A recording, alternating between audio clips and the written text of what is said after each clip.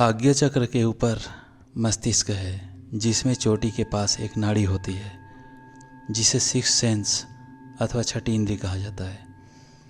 जब कुंडलिनी शरीर के इस भाग में स्पष्ट होती है तो यह नाड़ी चैतन्य हो जाती है तथा दिव्य अमृत इसमें से झरने लगता है। हजार धाराओं के रूप में यह अमृत तत्व न केवल संपूर्ण मस्तिष्क को चैतन्य कर देता है, अपितु शरीर को भी असीम शक्ति तथा तेज से युक्त कर देता है। ऐसे व्यक्ति के शरीर के चारों ओर एक ओज प्रकट हो जाता है तथा उसके शरीर से और सिर से दिव्य किरणें निकलती हुई प्रतीत होती है। कृष्ण तथा भगवान श्री रामचंद्र के चित्रों में सिर के चारों ओर बनाया गया प्रकाश पुंज इसी दिव्यता का प्रतीक है। छठी इंद्री सहस्त्रार चक्र के जागरण से व्यक्ति दिव्य आनंद परमानंद में डूब जाता है।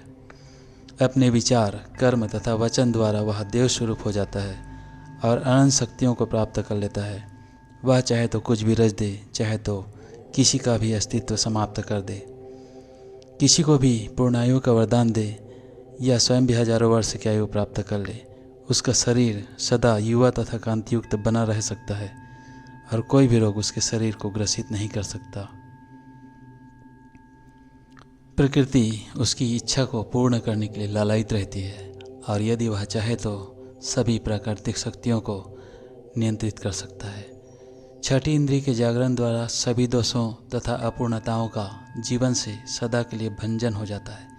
इसलिए ऐसा योगी सर्वदा मानव कल्याण को अपना उद्देश्य बनाकर कार्य करता है।